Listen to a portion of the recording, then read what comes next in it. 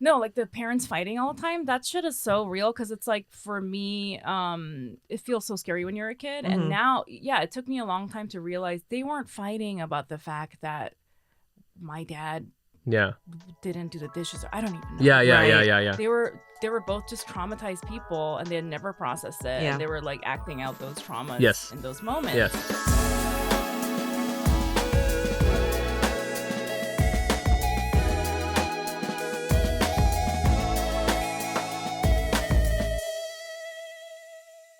Welcome to the Asian Not Asian podcast. Did you say my name? Yeah. Okay. We've never started like that, but I feel I haven't seen you in a while. I guess. I saw you last night. Oh, yeah. But I haven't recorded it in a while. We haven't true. recorded in here in a while. Yes. It feels like we're home. It doesn't smell like weed today in this studio. So. It doesn't feel like weed, which is throwing me off. I think that's what's throwing me off. Welcome to the Asian Not Asian podcast, a podcast with all your favorite Asian friends. Real quick up top, just wanted to remind you guys that Hack City, our stand-up comedy show, the one that Jenny and I are talking about, the next one is happening January 13th, 2023 at Union Hall in Brooklyn. I think this episode will also come out because there's also going to be a show with Fumi called Fume, Abe, and Friends. It's December 30th. That's December 30th. It's also at Union Hall. I might be there. I don't know. Wow. Who knows? Okay. Things are getting crazy here. Ooh. But very quickly, just also wanted to shout out our Patreon subscribers. Patreon is the best way to support the podcast. Just visit patreon.com/AsianNotAsianPod. And we'll go on there and we will shout you out. And then we try to guess what ethnicity you are. We might change that game up soon. But we love getting Patreon subscribers. We love hearing from you guys. Again, that's patreon.com/AsianNotAsianPod. Today's Patreon subscriber is Ricky Weber. Weber? Yeah, I thought I said Weber. Weber, yeah. And then Ricky with 2 Ks. Interesting. Okay, so I believe that... Well, I always guess. Why don't you guess, Mike? Why don't you take the lead Okay, this time? I'm going to guess because you always guess Japanese. Yeah. I'm going to guess Japanese because Ricky with 2 Ks. Yeah. Boom. That's it? Yeah. Well, yes. And yes. But that's just for now. And then we can build on from there. Okay. Ricky, this is such an interesting... I don't know if I've ever seen this name. Rikki. Yeah. I don't have you. I have not. No. Usually it's with a C, right? Yeah. Yeah. I think it's a woman. I do think it's a woman. There's something with 2 Ks where that you're like... feels like a Nikki or something like that. Yes. Okay. For some reason, I'm getting musical theater. Oh, yeah. I'm getting a little musical theater. I'm getting a little bit of anime expo. Oh, okay. Yeah. Like a performer in some ways. Yeah. Theatrical. Okay. So she's Japanese. Yeah. I would say half Japanese. Okay. She's half Japanese, half white. Yep. Is a musical theater actress that goes to anime expos. Yep. Yeah, classic. And she makes her own costumes. Yes. Like she's like really like proud of the fact that she handmakes her costumes. And they look really good, honestly, Ricky. They look really good. She's always Princess Mononoke or something related to the Miyazaki universe. Yeah. But it looks great. Yeah. And you look great, Ricky. And you look great. And thank you for using some of the money you normally spend on stockings or something. Or wigs. Or a fake sword that is also a amulet and giving us that money by going to patreon.com/AsianNotAsianPod. That's it for the announcements. Let's get the show going. Okay. You want to get the show going? I think we should get the show going. I want to get the show going. We're gonna bring on the guest right away, just because we love her. You know. Yeah, we love. You love her. She's a friend of the pod. She's a podcaster, a comedian, a writer. Mm-hmm. Ooh. Allegedly. Multi-hyphenated talent. Give it up, everybody. Youngmi Mayer, everyone. Woo! Yes. Yay, Youngmi. Hi, everyone. Can I say something about the Patreon shout out person? Yeah. When I was like very young, I had a roommate named Richard. Uh-huh. And he was like very cool and like very quiet and like he like majored in math, which I didn't even know you could do. It's next Nerd level. alert. And so he was just like super nerdy and quiet and like super cool. But then when he would get drunk, he would get freaky. So we would call it freaky, freaky. Well, his friends did that, and then I started copying him and then pretend that I made it up. But and then we would spell it R-I-K-K-I when we texted each other, like freaky was out last night. So how would he get freaky? What is freaky? Yeah, he would just act like a regular person. Oh, okay. Like he went from quiet nerd to like me on a Tuesday. Freaky. So shout out to Freaky Reeky. Shout out to becoming a normal person on a Tuesday. That's pretty crazy. Well, thanks for coming on the show. I know, you're busy. You got a lot of stuff going on. Did you find your jewel? I did. Yeah. I'm to Air Bar, but I found it. Okay. Wait, so what's the deal with the weed smell in here? Usually it smells like weed in here because like a lot. Because I'm pretty sure smoking it. People don't use this booth to record podcasts. They use it to smoke weed. Yeah. Oh. Pretty sure. Because like the musicians will be recording in the next room that come in here. And then they this is like break room or whatever. Yeah. Nice. Yeah. So I think we're the only people who ever use this equipment for anything legit actual use. Yeah. It's because otherwise, the equipment is like immaculate. It's like clearly has never been used, but everything else is broken. Yeah, 100%. I like that this is the drug room. There's like lines. There's just like coke residue. There's just coke. Yeah, just lick the table if you want to pick me up. Freaky. You just start the show by asking what kind of Asian you were. Yeah. Right. Mm-hmm. Who wants to start? I can start because I feel like maybe yours is connected. Okay. Okay. Jenny, what kind of Asian were you this week? I was a tech Asian. Okay, let me explain. Mm-hmm. I have a full-time job at a tech company. Wow. And I was last minute. I had to leave to go to Silicon Valley for like a strategy session, which is why I missed the Feeling Asian You physically party. had to go to Silicon Valley. Yeah. I didn't even know that was a real place. It's horrible. It's a nightmare. Yeah. So I was there and it was fun. Like I met my cokers. It was like, if anyone's listening, my coworkers. Okay. You said cokers. I wish they were cokers. Freaky. Okay. It was my first time since the pandemic, like being with tech people, like in a work context. Been forever. I'm seeing branded backpacks. Oh, Were there a lot of branded backpacks? And branded hoodies. Branded hoodies, yes. So it's just been a long time since I've been in that environment. I'm All usually birds. with like Sorry, go ahead. idiot comedians who are like, you know? So like to leave that My and like feelings are hurt. Yeah, exactly. When you said I felt bad. Yeah. So like it's just been a while when I was in that environment and everyone was lovely, but obviously everyone is like awkward and it's like our first time all meeting and like in person. Yeah. And so I just forgot what it's like to be in that context with like a bunch of awkward people. More awkward than comedians? Yeah.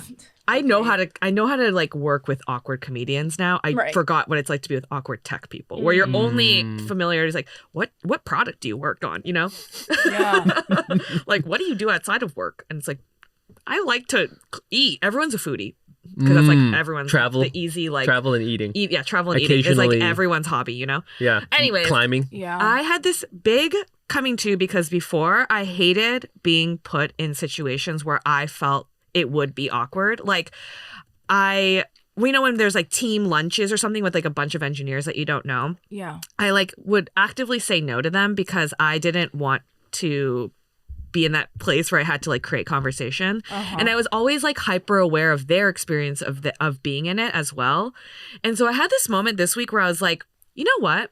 I don't care. Like, I'm just going to like go be myself. If there's awkward silence, I'm going to let it be awkward. And it's not my responsibility to fix it.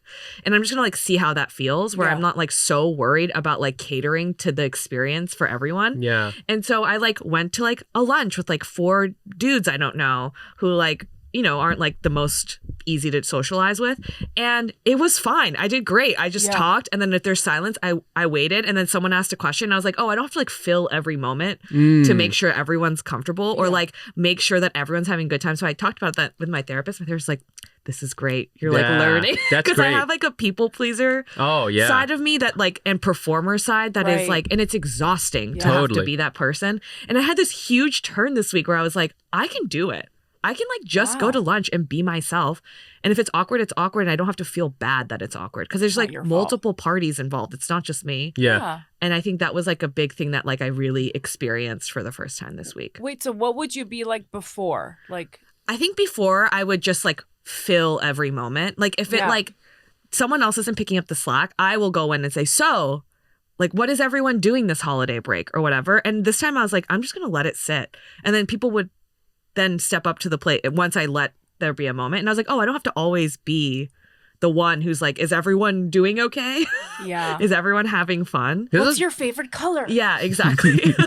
What about you? Yeah. Like, you don't have to, like, And I'm like, that's so interesting. It's blue. You know, like I was always that person. What kind of blue? So, because that's a lot of work to do that. Because I'm the same way. Because I used to leave a lot of these interactions because I used to always say, I don't really like meeting people. I like having people who are friends and spending time with the same people over and over again. Yeah. You like pass a threshold and then I'm so in. I'll hang out with you all the time. Mm-hmm. But like I hated having to do the first part, which is like getting to know them because it felt like work. And I realized I was like, it's because I'm constantly worried about what the experience is overall. Like somebody else's experience. Yeah. And then I'm not like centering at all what I'm trying, like my experience at all. Cause I leave and I'm like, well, that was really tiring. Yeah. And it's not that fun. And so I would really dread like work events where you're like really don't know people. Yeah. That was like my nightmare. But now I'm like, oh, if I don't worry about that and I just let it be, it's fine. Yeah. And I don't like attach my worth to like the experience of the conversation. It's so fine. Work stuff is always like, why? Yeah. You know? Yeah. Why? Exactly. We don't have to be friends. We don't have to be faces and computers. Yeah. I feel like I've been in those situations and I acted like that. And then I'm also like, part of me is sort of resentful. I mean, not anymore because I feel like I'm like where you are, Jenny, where I like stopped doing that. But I would get resentful just because like we're all adults here. We all feel awkward. Why don't we all try to like be friendly? Yeah, like exactly. why am I trying and you're not? Right. But then now I feel like I kind of reached where you are, where I'm like trying to care about my emotional state and I'm like too exhausted. So I'm just like, if I don't want to do it, I don't do it. Yeah. And it's so much easier to exist in the world when you are thinking about it that way. And those people are doing that too. Yeah. But it's like, it's like when you have that like people pleaser background, it's like hard to not resent other people. Yeah. Because it's like, but you shouldn't. Obviously you shouldn't. Everyone should like care about how they feel first. Right. You know? 100%. Yeah. And also it just is easier. Like I was like, oh, I went to a bunch of work stuff afterwards. And the second I switched my brain to that, it was just like, I was like, oh, this isn't draining me. And I also used to just fully remove myself. Like try to come up with an excuse to not attend. Yeah. And then that was also exhausting to like come up with excuses for not being there. And I was like, oh, I'm just going to like not care. And then it got so much easier. And then the people become weirdly more interested in you when you're like that. And they ask you a bunch of questions. I'm like, this is so much better than whatever it was before, which was me being like asking a million questions and like centering everyone else. Yeah. Well, because it was probably easier for them when you were doing it for them. So they're like, oh, thank God this person's doing all the work. Right. But then when you stop doing that, they step up to the plate. Yeah. Anyways. Lazy fuckers. Yeah, lazy fucks. I'm just kidding. It just happens, I think. But yeah, we're not the awkward ones. That was my big coming to. Yeah. Yeah. I like that. I feel I'm almost never like, well, I don't know how you guys feel. I feel awkwardness is something that happens. It's like almost entirely in your mind. Yeah. So if you just like, just strangle it and it's not there, then you can just like, you can almost survive any kind of weird situation if you're just like, it's just in my head, you know? Yeah. Just so what that I don't have pants on in front of my, you know, college exam. How did that? Oh, is that a dream that you had? You didn't. Oh, totally. How did you go? I was like, that was a real scenario. Yeah. You went somewhere without pants on. I'm just saying that I think if I was put in that situation, I'd be like, well, sometimes a guy don't got pants on, and it's just like, and you're like, it's fine. not awkward. Did I make things weird now? Yeah, and then you're like I'm calling the police in the corner. and then I'm like, the police don't even exist. They're just in my mind. Yeah, the police state is in my mind. Yeah. Anyways, that was my week. I thought it was pretty good. That's a good one. I had a big coming too, but That's I had great. a lot of FOMO, you guys. Oh yes. Yeah. Oh yeah. So with that, how was what kind of Asian were you this week, It was Mike? so good because I was a feeling Asian party Asian. Woo! And it was awesome. All right, let's get into it. I had so much FOMO. Like, seriously, I was looking at it and I was like, I can't look at Instagram because like I'm annoyed that everyone's there. Literally everyone was there. There were so many people. It was at this really cool space. It was like one of those spaces where you were like, I feel bad doing comedy in here because it's like too nice. Yeah, you're dirtying it. Yeah. It's like going. It's like going to the White House and like, I don't know, taking a dump. Yeah. You know, on the floor, because it was just like a cool music venue thing that was like optimized for that and had like amazing sound system and all this stuff and tons of cool people. This is an interesting thing. A lot of Asians. I know that sounds weird because for seeing, because I'm saying it's a feeling Asian thing, but like usually when we say it's an Asian party, there's like 20% white people there. Yeah. Yeah. But this was not. I felt there was a lot of Asian people, and everyone was super cool looking. Yeah. Everyone was like 6 foot or above.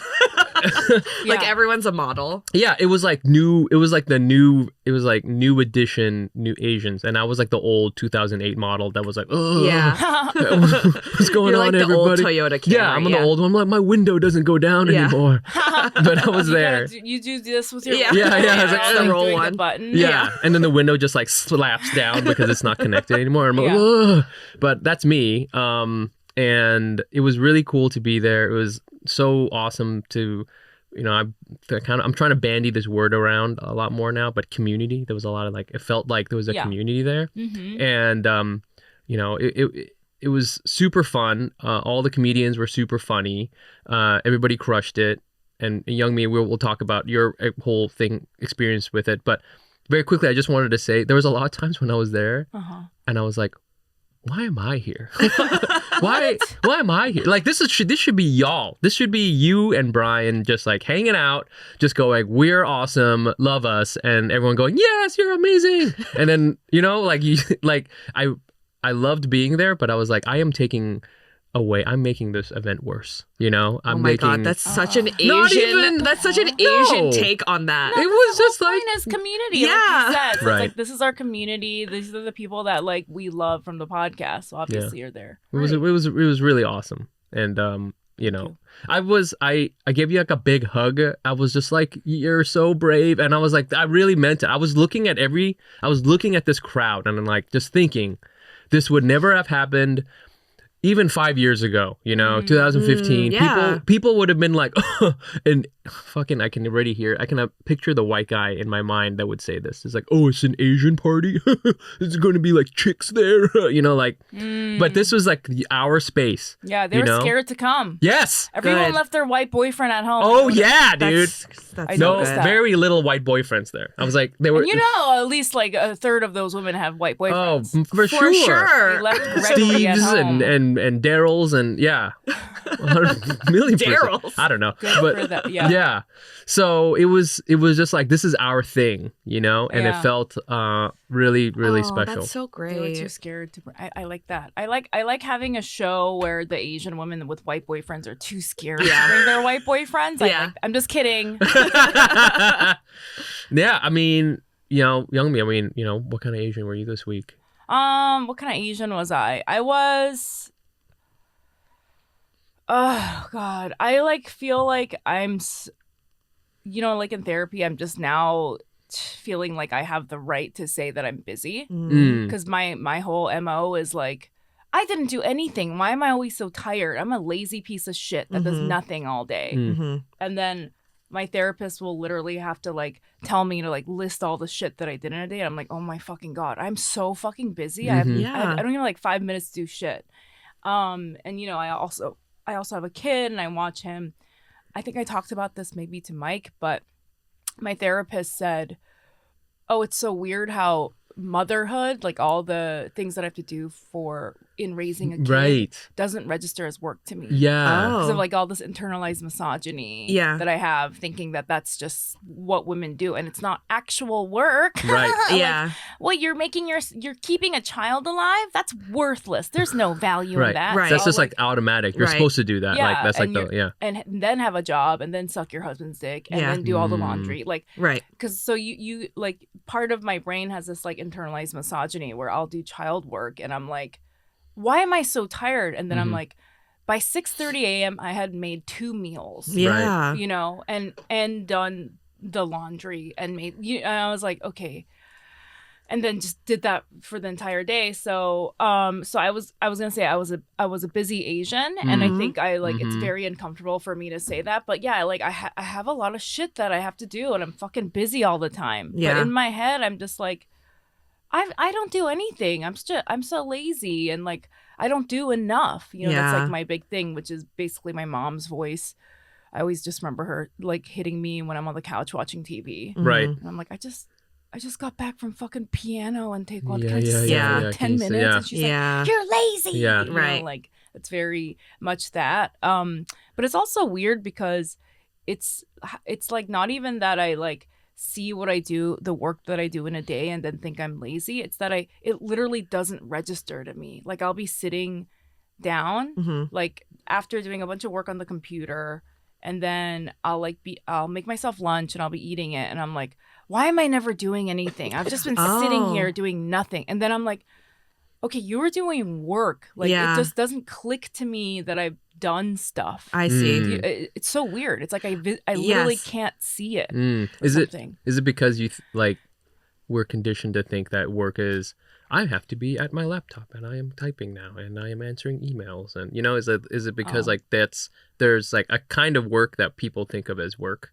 Yeah. Or, you know? Well, here's the other thing. Like my work is like creative now. Right. Yeah. And it's kind of fun. Mm-hmm. It's not always fun, but it's like it's fun, or it's like centering myself. Yeah. You know? Yeah. And there is a part of that, because I think for Asian people are like, work is sweeping the floor in the restaurant that you own after the dishwasher goes home, because it's your restaurant and you're making money. Right. Why aren't you sweeping the floor and washing the dishes? Yeah. It's like this physical, painful, humiliating, degrading thing. Right. Right. And you're not supposed to like it. And so, yeah, there's a part of that. And I've actually talked to my therapist about this too, because like when I was visiting my mom, I'd be like, I'm doing work like and then here I am sitting on a computer like this, and she's like, what are you doing, you lazy? And I was she thinks that I should be out in the fucking field Right. pulling fucking Rice stalks. Right. And she's like, do you want to go help your uncle? I was like, no offense, Mom, but me doing this for like 10 minutes just made me $2,000. Yeah. I was Right. like,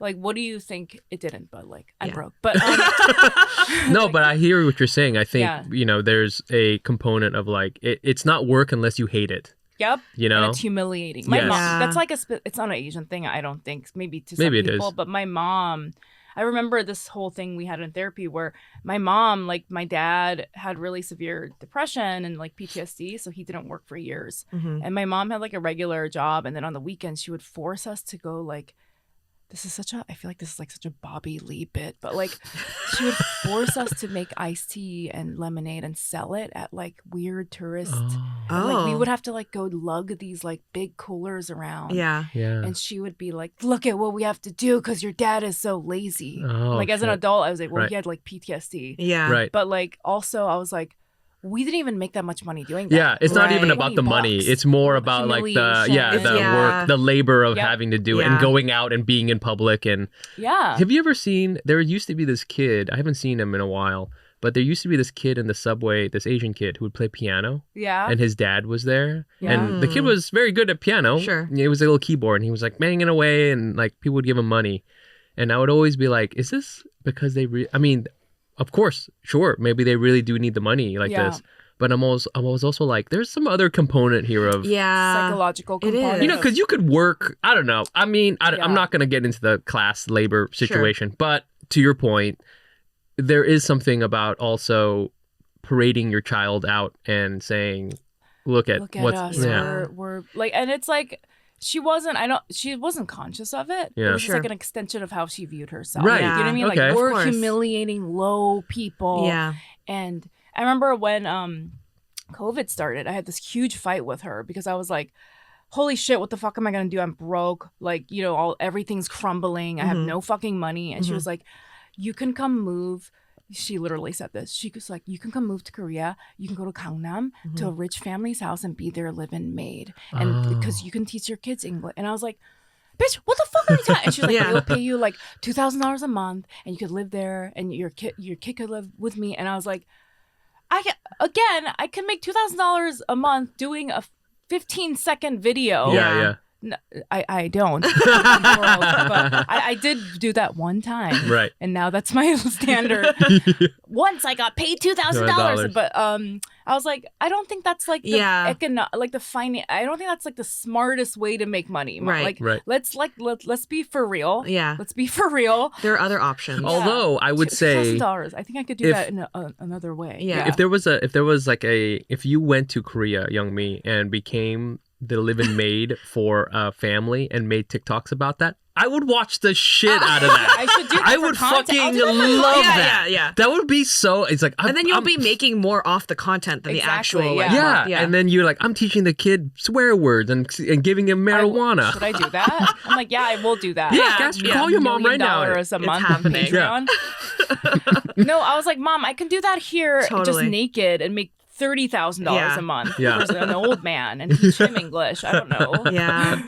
I don't know. I think that's interesting. I think there's like two things I took away from that. One is that we don't view creative work as actual work. I feel the same way because I see it as fun.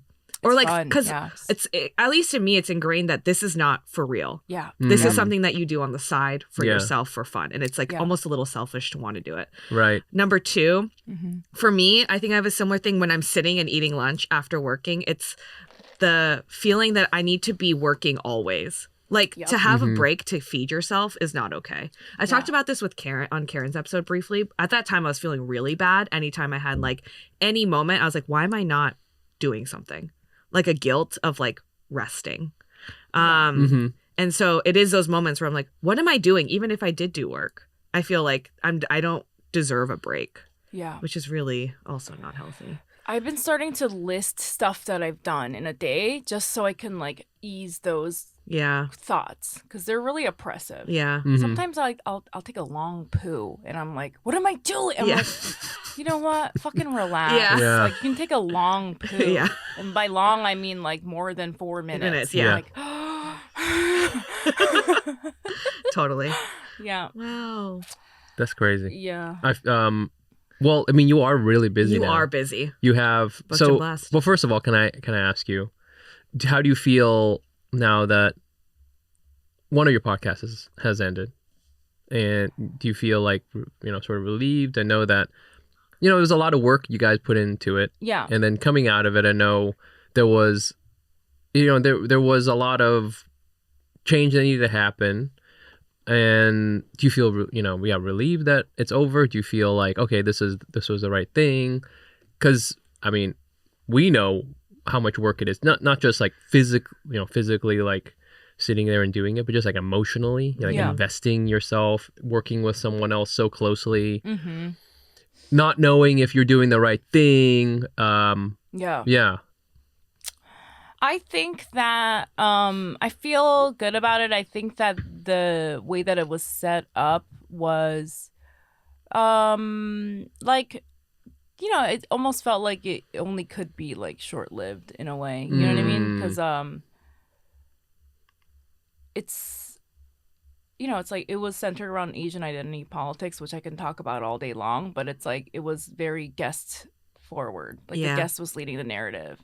And I just realized that a lot of them didn't listen to the podcast, and a lot of Asian people don't really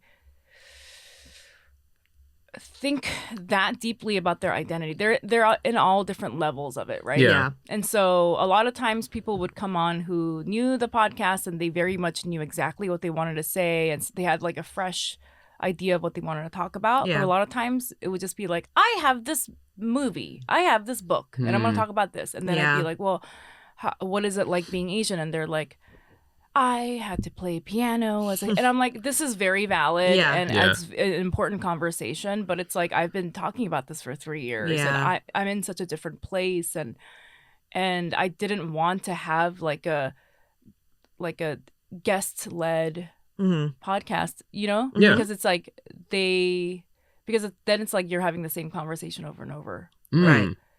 And I think my whole thing is like it's important for me to like, because I feel like my whole comedy, my goal is to not have that same conversation. Yeah. And you were talking about, Mike, you know how you were saying, oh, like if a white guy thinking about, oh, an Asian party. Right. Or like when people think of like, oh, an Asian book, an Asian podcast. Yeah. Because of that repetition of that same fucking conversation, it's really, I think, harmed that entire genre, you know, because everyone's like, oh, great, we're going to hear about your fucking tiger mom making you play piano, like, Right. you know, and it's like, I'm in a agreement. I don't want to fucking hear that anymore. Yeah. I know that's your story. It's my story. And I talk about it too. But I want to talk about like the fact that my mom made me sell iced tea on the side of the street, like Bobby Lee's parents made him sell oranges on the street. Right. But like the juicy part of that story is that we didn't even have to. Yeah. We had enough money. They wanted me to be humiliated. Right. And that's the interesting part. And that shit never gets discussed because we're still talking about the fucking goddamn violin recitals. Yeah. You know what I mean? Yeah. And so it's like the progression. I wanted to go into the juicy territory. Yeah. And it was just like I would have a guest on and I'd be like, let's go to the juicy parts. Yes. And a lot of people have never even fucking stopped to think about the juicy parts because it's scary and it's sad and it's embarrassing. Right. It's fucking humiliating, Right. you Well- know, selling iced tea on the street. And that part is yucky to talk about. Yeah, it so is. then they just give you this like this like PR blanket answer that fits like the Joy Luck Club plot. Yeah. You know what I mean? Yeah. And Yes. I'm like, you Yes, my about parents this. didn't want me to do a creative thing, but then but I Yeah. still got my economics degree from Harvard, and then I decided to Exactly. become an actor. And I'm like, I want to get to the places that are so fucking dark. Yeah. And a lot of people don't want to do that, which is very valid. Yeah. Like, I don't want to fucking force someone to be like, and then how did you feel? Like, Right. like, do you, like, you know, like this, the conversation I'm really interested in about my mom is that we have like, and I'm obsessed, and I talk about this. I did talk about this on my other podcast, Feeling Asian. She's like very competitive with me, and that shit is like fucking warped. Yeah. And that's yeah, like yeah. fucking warped. Like she's sexually competitive with me in a way that that like fucks her up, you know, like my Interesting. sexual, like whatever. Yeah. And I'm like, that is fascinating. Like she's Yeah, not yeah. even really aware of it. Yeah. But I want to dive into that and what that means as Asian women who are sexualized in this culture. Right. And what that means for white men who are viewing my mom and myself both as sexually viable. Right, Yeah. Like, right. that's fucking interesting Yeah. to me. Yeah. Yeah. But like we can't get into that when, you know, we're doing I want to promote my book. And Yeah. it's about piano, you know, whatever. No offense to any of the guests. Because no offense to them, because like why would they want to do that? Yeah. Yeah. And I'm not going to force them to do that. Sure. If I want to do it and they don't, Yeah. it's fine. I think too, kind of like how you say that people don't realize they're working. Sometimes I think people don't realize their lives are like kind of fucked up. Do you know what I'm saying? Like I didn't for a long time. Like my parents are no longer together, but for years they would have like crazy fights in the house, like arguing. Like I mean, my sisters and I, we called them storms, and we were like 9 or 10, and it was very scary. And we would go hide in the other room and they would be yelling at each other, usually about money. And I thought that was just how everyone lived. Yeah. I thought everyone's parents did that. I thought that was just how it worked. And I didn't realize until years later that, there was all this stuff they're going through. They probably had obviously fucking PTSD from their experiences. Yeah. Yeah. They carried that. They didn't have therapy. You know, they had their family, but you know that could make things worse. So the end result of that is like they had these crazy arguments and they couldn't get divorced.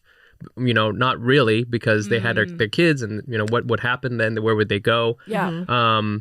And these are all things I didn't think about explicitly as being a result of whatever trauma or history or whatever until like, I swear to God, like 6 months ago or something, you know? Really? You know, Actually, now that I think about now it. that I think about it, actually, It's happening right it's now. really crazy. So, you know, it's just like, it's not obvious, I think, for a lot of people. No. Yeah. Because you it's just go and, you know, when you're a kid, you just like go and sell oranges or play piano in the subway, and you're like, well, Sunday, time to do the thing in the subway. You know, that's just my life. I don't want to do it, but at the same time, I don't know any different, you know. Yeah. And my mom was like, this is because we're poor. If we don't do this, we're going to starve to death. And then I realized, I was like, oh, that wasn't at that level. Yeah. You know, there was something psychologically going on there. And then, no, like the parents fighting all the time, that shit is so real, because it's like, for me, it feels so scary when you're a kid. And now, it took me a long time to realize they weren't fighting about the fact that my dad didn't do the dishes. I don't even know. Yeah. They were both just traumatized people, and they had never processed it. And they were like acting out those traumas in those moments. It's like really interesting. Wait, so when did your parents separate? Like when I was in college. So like after they stayed together all the way through there, and fuck that. Yeah, it's so bad. But it's because you guys were in the house. We were in the house, and like they waited until essentially we were in college. Yeah. Until my youngest one was in my youngest sister was in college, and then that's sort of like they were kind of like detaching from each other a little bit, like financially. Yep. Although they're still like in each other's lives, like they just like I'll see him, and you know, for what it's worth, I thought my father is a good father. He was doing what he had to do, considering he lost every single thing and all the people he loved, and he had to come to this country and work in a 7-Eleven. Yeah. So it was like he was doing his thing. So it's not, I'm like moving away from saying like this person's bad or this person's good. Everyone is trying to do. Yeah, no one's bad. Yeah, and when they're trying to do their thing, but I realize like all the stuff that they had to go through, and I realize now I'm a people pleaser because they fought. Yeah. In my mind, as a kid, I was like, if they were just nice to each other, we wouldn't have this. And so now I avoid conflict like all the time.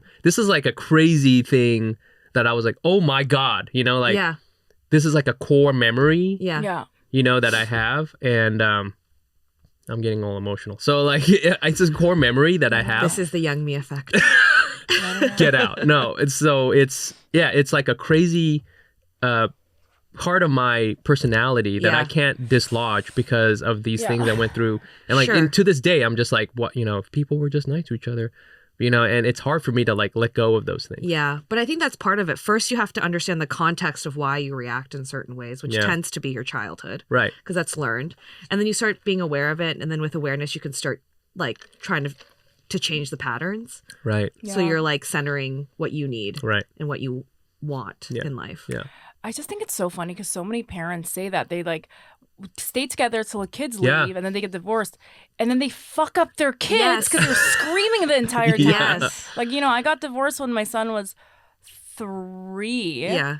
And it was because of that. Like, my parents were always fucking fighting. They should have never been together. They should have gotten a divorce. Totally. But they're still together. But for some reason, a lot of the reason was because they thought they were doing it for me and my sister. Right. And I was like, you ruined my fucking... And then, you know what else? This is something that I realized. You know, my mom, in her perspective, I think my mom was always complaining about my dad, like being a failure, not doing enough, not being good enough, right? And like not working, and she had to support him and do all this, blah, blah, blah. Again, I'm very compassionate because he obviously had like a lot of mental health issues.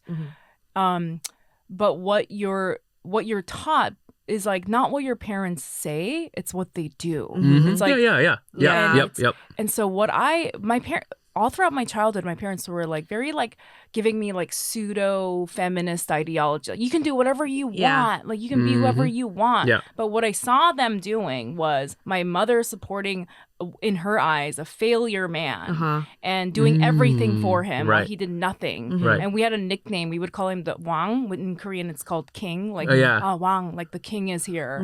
And so that's how I started acting as an adult. Because I watched her do that. Right. And what I learned from her behavior is that no matter how shitty your fucking husband is, or whatever, how bad situation you're in, whatever, you gotta fucking put up with it. And that is very harmful. You know, and that's how you see a lot of women that remain in abusive situations because a lot of their moms unknowingly pass that. Right.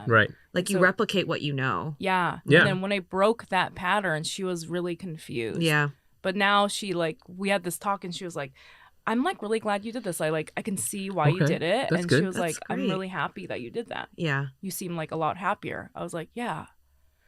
to change those actions though is like it's so I difficult know. because you have to first be explicitly aware that this is happening, and then you have to formulate a plan, and then and that's hard. you like have to go against every fiber of your being. Yep. Just like with you, I mean, with you, Jenny, like not talking when you're used to talking at these meetings to make other people feel comfortable. Yeah. You have to like physically not do it.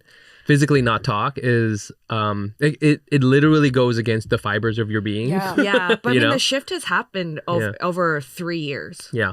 It's a very slow shift. Yeah. But it's like you make one decision that's maybe a little bit off and not what you would usually do. And then that leads to the next decision that's maybe bigger that like is against it. And then slowly you change that way. It like never happens overnight. You just have to like be aware of it and then start shifting how you think about yourself and what's important. And then soon you'll like build those patterns in. Yeah. You like wake up one day and it's like very different and you're way happier. Exactly. Yeah. I have had that this year where I was looking through my photo like camera roll and I was like, all of my life I'm living now is a result of me like making decisions in 2019. Of course. Wow. You know? Yes, that's very true. Yeah.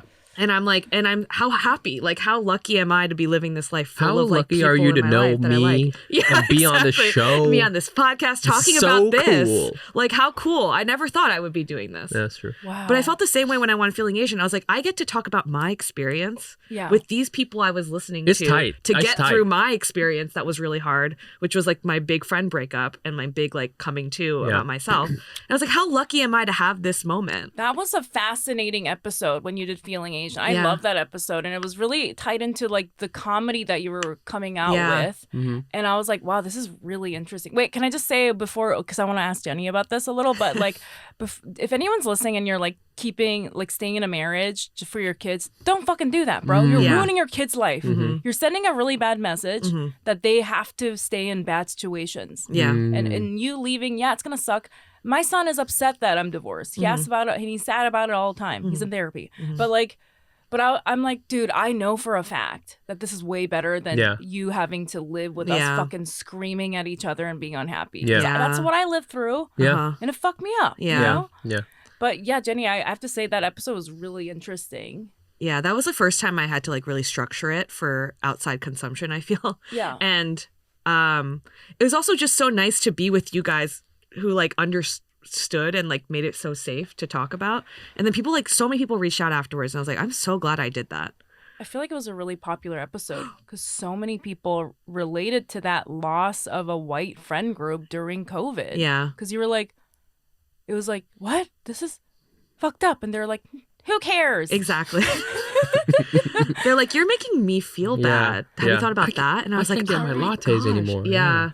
But yeah, I don't know. That was like but that was a decision I made to start talking about it. Yeah. You know, like I made that decision like 5 months before. And then when you asked me and you guys were like, do you have anything you want to talk about? I was like, oh boy, do I have something I want to talk about? So that was like all like decisions I made that led up to that. And like that also changed my life where like a bunch of people reached out. I don't know.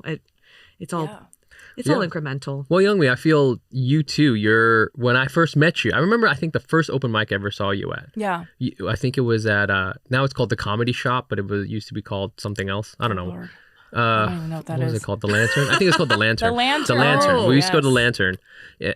And I think it was like one of those mics that was like at 5 p.m. Yeah. So Classic 5 p.m. mic. people who didn't have jobs could go to it or something. So I remember I went there and I saw you and I was immediately intimidated. And, you did your thing. It was very funny. And then, but even now, like, I mean, it wasn't that long ago, but I feel now you're like more true to yourself than ever.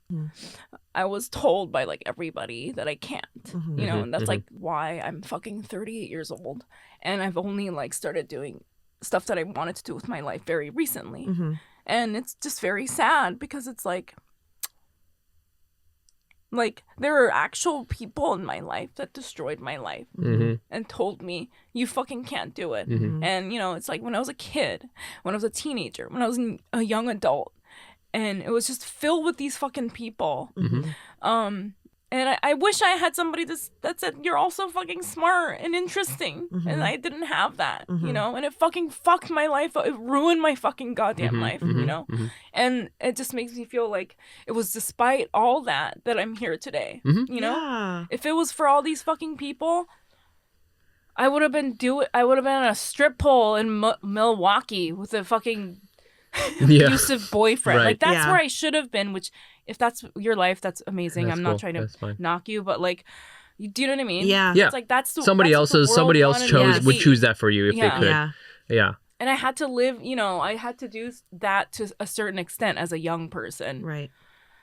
And so I think that experience was like very powerful for me. Yeah. Yeah. Youngmi, we're so proud of you. I'm like literally so proud. It is. Like, it's incredible. No, it is. I will listen to your last episode. I told you this, that there was like a little segment that you said where you were like, I'm going to say what I want into the universe, even though it's embarrassing and cringe. Yeah. And I was like, it is so scary to do, like, say out loud what you want. Yeah. I think because then you kind of hold yourself accountable, right? And you're like, oh, this is really what I want. And it could be embarrassing. And it's vulnerable if you don't get it. And it's vulnerable if you don't get it. And a lot of times, I mean, real talk, a lot of times you don't get it. Yeah. So then, like, you have to deal with that. But I listened to that little segment like 5 times. Like, I rewound it like 10 times. And I was like, Youngmi and I have very different lives. Yeah. We are very different people. Yeah. But I'm like, you are me, I am you at that moment, Yeah. And even with this book, to say that what you want, to say I'm worth it, I'm valuable, whatever. Yeah. Those are things that, like, I don't know if it's Asian or not. I definitely think a lot of creative people have this feeling. Yeah. A little small thing. Yeah. Similar. When I feel I maybe had like a 1% feeling of what you went through was right before I went up on stage at your Feeling Asian thing. I was like, man, what if they really hate me and I do bad? And then I was like, no, I'm funny. Mm-hmm. I've been doing this for so fucking long. Yeah. I can do this, And I was like, this is going to be fucking awesome. And I was like, let's do it. And it was great. But even just something like small where like the stakes are relatively low, it's hard to say what you want and this is what's going to happen, Yeah. And you always think of the worst thing that's going to happen. Can I say, though, I have this, and this is like another thing, I have a very opposite reaction to the fear of success. And because I understand what you're saying. Yep. For me,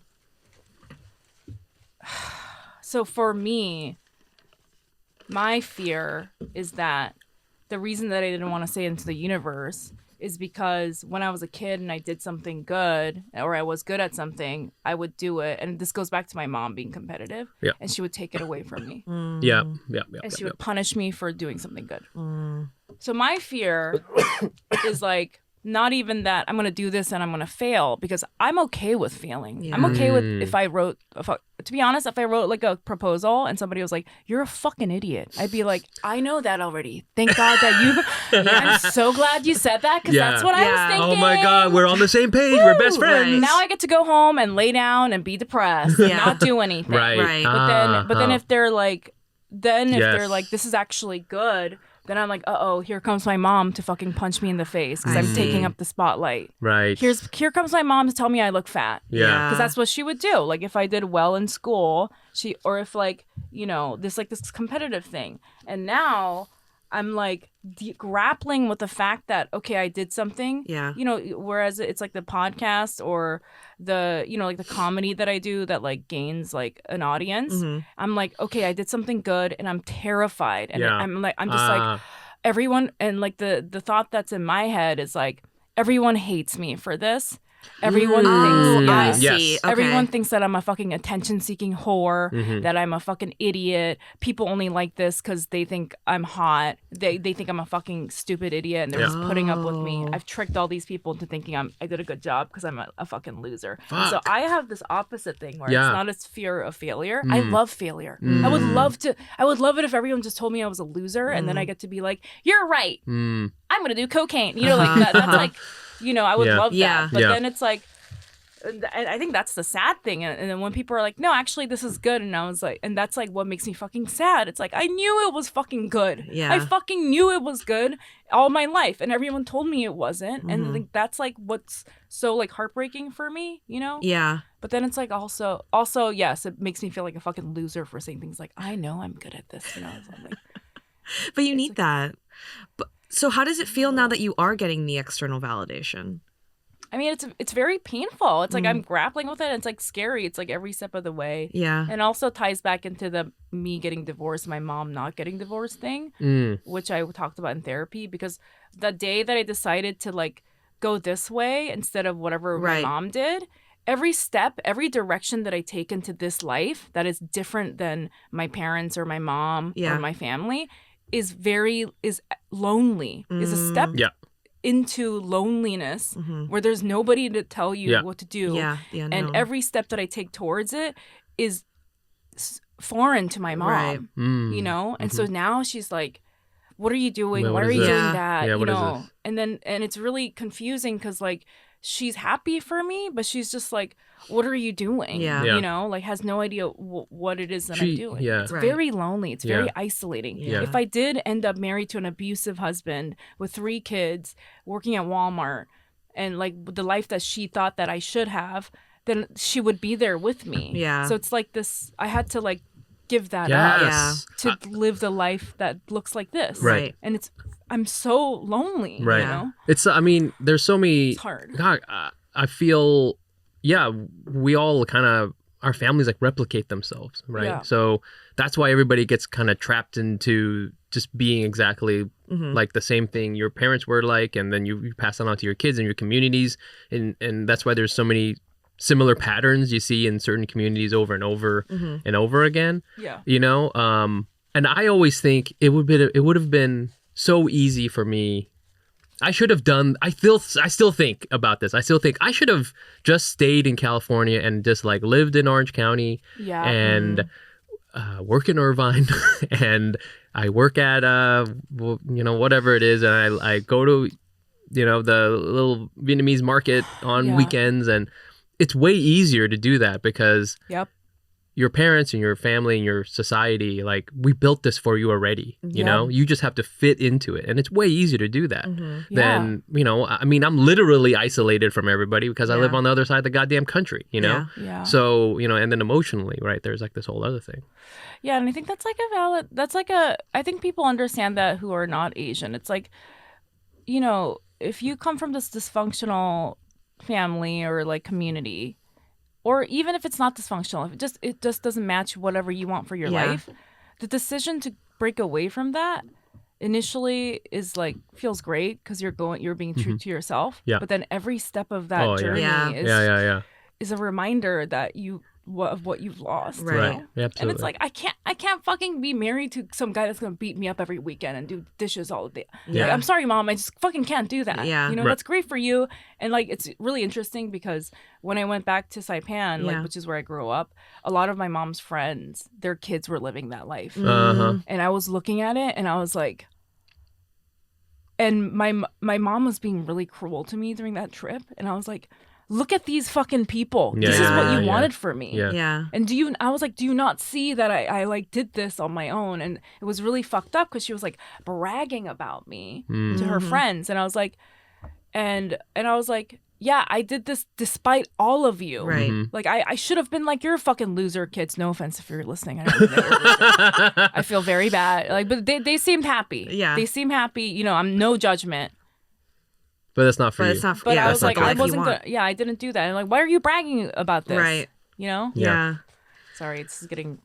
Is this too like? I don't know. No, this is good. But I just want to wrap it up by saying, Youngmi, I find you to be so like resilient and like the exact example of someone who is like living their true lives, even though it's difficult at times. And I think that's like so inspirational. Like you do your thing, you say what you need to say, and you say it in a way that like, because like our backgrounds completely different, but I completely understand. You communicate everything so clearly, and I think, I don't know, this is all so well deserved, even though it probably doesn't feel great to hear that right now. You're so talented, and you create such safe spaces to talk about this stuff, and I don't know, like to share this is empowering to everyone else too. Jenny, shut up. I want to compliment her now, okay? Stop. No, I was really talking to somebody. But I mean it. Wait, do you really not want me to say it? No, you can say it. It's fine if you want to say it. I really mean it, yeah. I feel like people are always like, oh, I hate compliments. I love them. But I seriously makes me want to fucking barf. Okay. It's fine, though. I can handle it.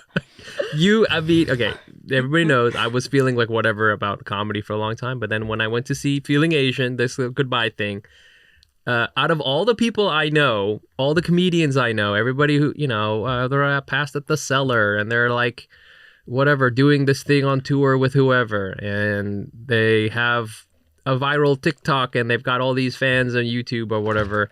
The person who inspires me is you. Because you don't give a fuck about the scene. You don't give a fuck. And that is something it's so hard for me to do. Yeah. I care a lot about what other people. I wish I could. I wish I didn't. Yeah. The comedy scene. I know. No, but I get it. I'm like that I too. want my peers to think I'm so afraid of people going, well, you're not actually not that funny. And actually, there's some times where I'm like, oh my God, finally someone said it so I can quit. But you know what I'm saying? But I'm like, I don't think I'm actually that bad. So that's the problem. So you don't give a fuck about what the scene is, what you're supposed to do. You're supposed to do it this way, grind it out in this fucking thing, and then do tour this and blah, blah. You don't give a shit. And you have your own thing, your own community. Those people, I saw those people at your show will fucking stab anyone who talks shit about you. And it's fucking badass. And so I was like, this is what's up. This is like, it's like you're watching everybody climb up the mountain and then you're like, no, check this out. You can do cocaine instead and go up the backside. And I'm like, yes. Who gives a fuck? Go up the backside. Yeah. So it's like, it's badass. It's badass. And it was just like, this is great. So anyways, you're terrible and all that stuff. I have to balance it out with, I guess, tearing you down. That funny. Yeah, you're not that funny. Yeah. Well, I think that thing is that people are like, that's so fucking. You don't give a shit about anyone. Like that whole thing is that I was let down. I don't know why I'm getting fucking emotional again. I was fucking let down by everybody that was supposed to help me in my life. So I've fucking lost all fucking respect for any sort of institution and authority figure. I don't have fucking respect, which is probably bad, for the fucking comedy community and whatever the fuck they think about me. Because I'm watching this shit. I'm watching the Netflix specials. None of them are funny. So I'm like, what the? You're gonna tell me I'm not funny, bitch? Oh, you got this great fucking job. Yes. You got one of the best writing comedy jobs in America. Yeah. And it sucks. But it's like this, but that's not healthy. I feel like I have to rein that in a little bit. Because people that are talented, I respect. There's a lot of comedians that I actually respect in the scene. I'm not just like, fuck all of you. Right, but But I'm not. But some of them are really just not funny, and they walk the walk and they talk the talk. Yeah. And I'm like, I don't respect that. Yeah. I don't respect any sort of institution, because all of it's like kind of BS, right? Yeah. It's also subjective. It is. Subjective. It's like whoever's at the top, they're defining what's good and bad. It's based off of a person's opinion. And it's like all this. It's like because I've been let down so much in my life. Yeah. I'm very like cynical and like I'm just gonna do it like this. Yeah. Because even if I followed your rules, you're not gonna give it to me because you're fucking you're scammers. Yeah. You know? Yeah. Yeah. Yeah. Yeah, Mike, we gotta do more of that. Let's turn this shit inside out.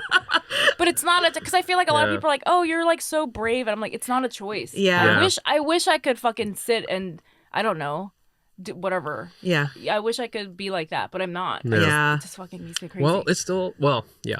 I get it. So. Yeah, we're the opposite side. Okay, now that we're all anarchists, thank